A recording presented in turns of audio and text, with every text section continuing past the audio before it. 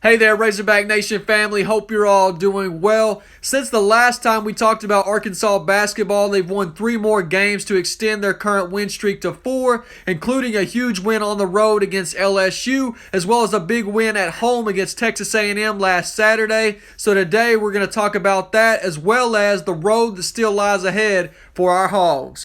Starting off with that performance in Baton Rouge against the Tigers, who came into that game statistically one of the best defenses in the entire country. Arkansas was really able to flip the script against them, and they themselves ended up looking like they possessed one of the best defenses in the country. In fact, the final 9 minutes of that game, the Tigers only made 1 field goal, and it's not like they were missing a lot of shots. Apart from that one made field goal, there was really only one other shot that wasn't highly contested. They just closed out the game with absolutely dominant defense and once again picked up a huge win on the road. On to their next contest against a well-coached South Carolina team. They came out slow and looked like they might be about to have a letdown at home after the huge win on the road against LSU. They went into the locker room at halftime trailing, but despite that, they made relatively easy work of the Gamecocks in the second half, outscoring them 40-something points to 19 and picking up their 3rd consecutive win in conference play. Then in their most recent game against what has been a very solid, borderline top 25 A&M team, the Hogs found themselves having to pull out all the stops at home to beat the Aggies in overtime and tack on not only another win to their win streak, but another big win for their NCAA tournament resume.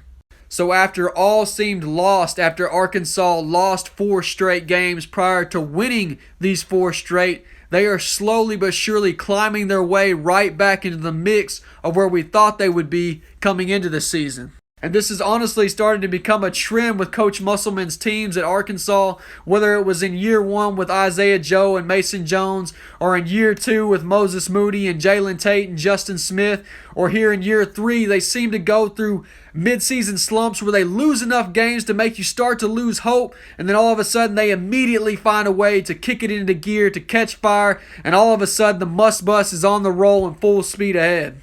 And I'd personally have to say the main common theme for the turnaround of all 3 of those teams was and is the defense and just the sheer mental toughness and poise of those teams. If there's anything specifically that I've come to expect of Coach Muss's teams, it's that they're going to be intense defensively and mentally tough. And this season, thankfully, when they absolutely had to, they have begun displaying the same characteristics again.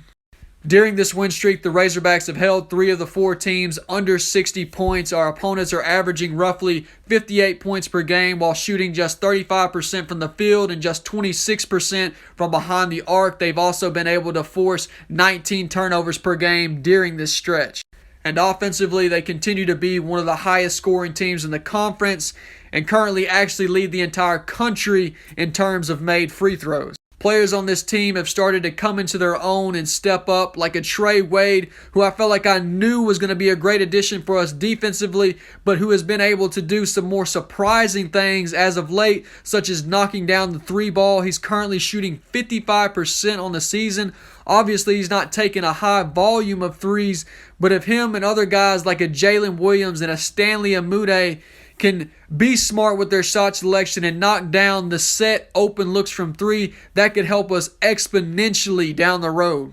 Then obviously you've got a guy like J.D. Note who can catch fire from anywhere on the floor at any time, and a guy like Chris Likes who, although he has noticeably struggled recently and caught plenty of heck while doing it, he is still somebody I believe is going to turn the page sooner rather than later. I'm not expecting for him to be off the bench for us what J.D. Note was for us off the bench en route to becoming a 6th man of the year, but he is somebody that I know is capable of giving us some semblance of that spark off the bench.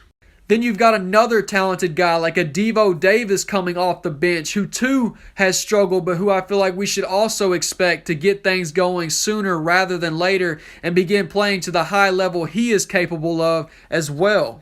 Mix in an Audi's Tony, who, to keep it short and sweet, is a great athlete with an absolute dog mentality, the type of player that every coach and team loves to have, and you start to realize that as good as Arkansas has played over the last 4 games, their potential is still much higher. And they'll definitely need to continue to tap into that potential because the back end of their conference schedule is as tough as anyone's in the country. They still have to play Auburn, Alabama, Tennessee twice, Kentucky, and LSU again, which makes handling business in their next 4 games against Ole Miss, against a tough and well-coached Bob Huggins West Virginia team, against Georgia, and against Mississippi State, who the Hogs already know from early in conference play is no slouch, all the more important. Well, family, that's all for now, but as always, thank you for all the love and support. I truly love and appreciate each one of you. Until next time, I pray the Lord keeps you all safe and blessed and grants you the power and knowledge to overcome all obstacles and stress. And of course, whoop big!